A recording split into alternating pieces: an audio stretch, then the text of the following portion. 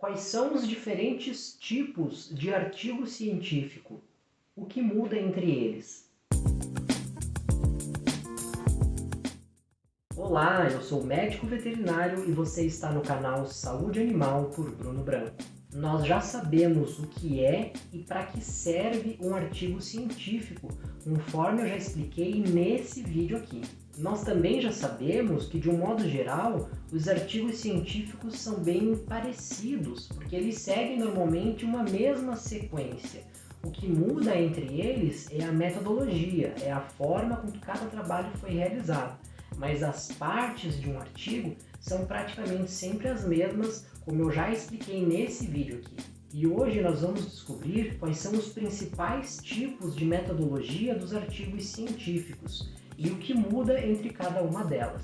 Inicialmente, nós podemos dividir os artigos em três grandes grupos de estudo, que são os estudos observacionais, os estudos clínicos e as revisões de literatura. O maior grupo é dos estudos observacionais, em que há a maior variedade de metodologias, e eu vou te explicar as principais. Em primeiro lugar, vem os relatos de caso. O que é um relato de caso? Bom, ele consiste em relatar um caso raro, um caso que pelo menos a maioria dos profissionais de um determinado assunto não tenham visto ainda. Eu vou dar alguns exemplos de uma forma bem simples para que você possa entender. Então, um relato de caso poderia ser, por exemplo, um médico veterinário relatar o caso de um cãozinho que nasceu sem pelos. Nós sabemos que existem raças de cães que realmente não têm pelos, mas esse cãozinho ele não é de uma dessas raças. E o seu pai e a sua mãe tinham pelos, e os seus irmãos da mesma ninhada também tinham pelos. E ele nasceu sem pelos e sem qualquer alteração no exame físico, sem qualquer alteração nos exames laboratoriais e vive normalmente. Normalmente os relatos eles são muito mais complexos, muito mais específicos do que esse exemplo que eu dei.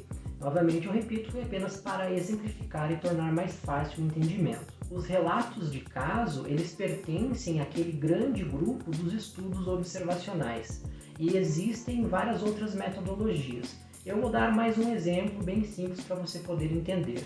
Vamos supor que em uma determinada pesquisa, um grupo de cientistas veterinários vai acompanhar e observar 100 cães que vão comer somente ração por 10 anos e também vão acompanhar ao mesmo tempo, pelo mesmo período de 10 anos, outros 100 cães de um outro grupo que vão comer qualquer tipo de alimento que o tutor oferecer.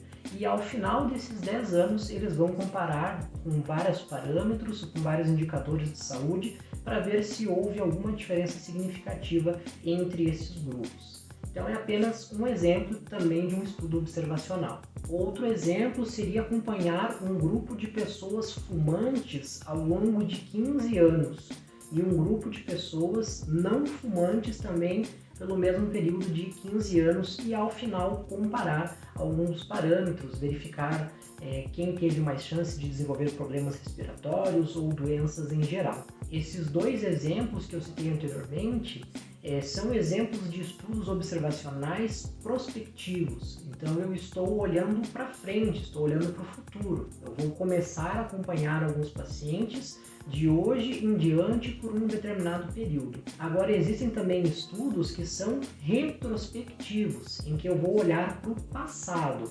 Um exemplo de estudo retrospectivo seria se um grupo de cientistas avaliasse e analisassem todas as fichas de um hospital veterinário num período de 10 anos atrás até 1 ano atrás. Então eles vão reunir todas as fichas dos cães daquele hospital veterinário e vão verificar se houve mais doenças em cães de grande porte do que em cães de pequeno porte, por exemplo.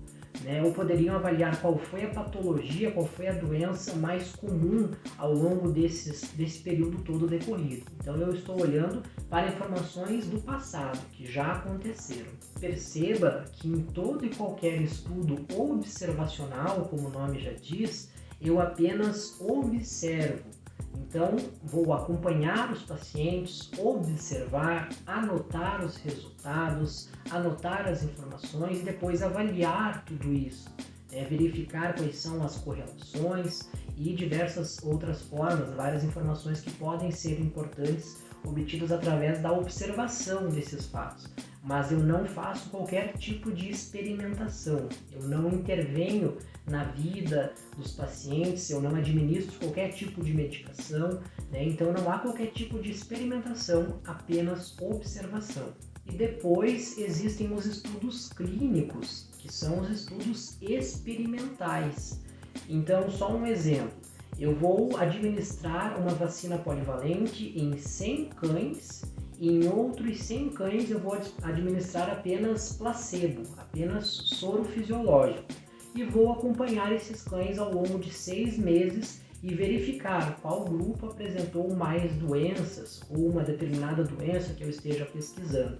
Então, eu poderia verificar a eficácia dessas vacinas, por exemplo. Então, aqui é um exemplo de estudo experimental. Experimentações científicas, elas não ocorrem somente em animais, elas ocorrem também muitas vezes em humanos. E somente graças a voluntários do mundo inteiro é que hoje nós estamos sendo beneficiados por tantas e tantas vacinas, porque algumas pessoas se voluntariaram a receber a vacina e serem avaliadas de acordo com as necessidades desses pesquisadores e desses cientistas. Portanto, as pessoas também participam dos grupos experimentais e não somente os animais. É por isso então que os ensaios clínicos, eles são o que fornece maior nível de evidência científica. Então, os ensaios clínicos randomizados hoje são o padrão ouro para dizer se um determinado tratamento, se uma determinada intervenção funciona ou não. Eles fornecem um nível de evidência científica muito maior do que os estudos observacionais.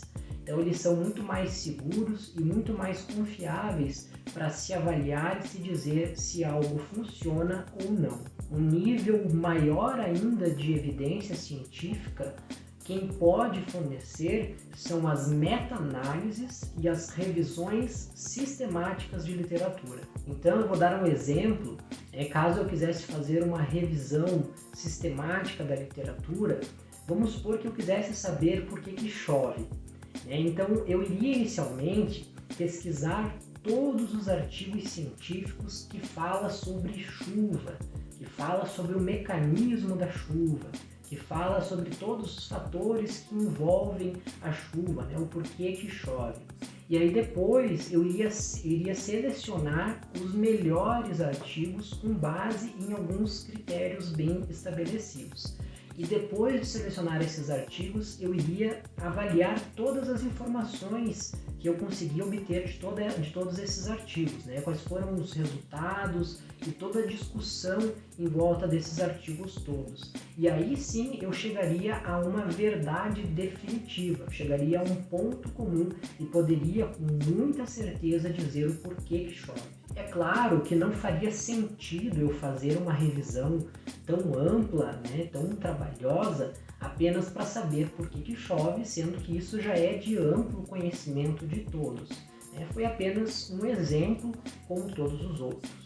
Basicamente, esses são os tipos de artigos científicos. Eu destaquei apenas as metodologias principais, mas existem outras metodologias, mas elas são bastante semelhantes. Os ensaios clínicos randomizados são tão importantes e têm tantos detalhes que eles merecem um vídeo exclusivo só para eles. Então, no próximo vídeo eu vou explicar em mais detalhes os ensaios clínicos randomizados, que hoje é o padrão ouro dentro da ciência para nos dizer o que funciona ou não, o que é verdade ou não.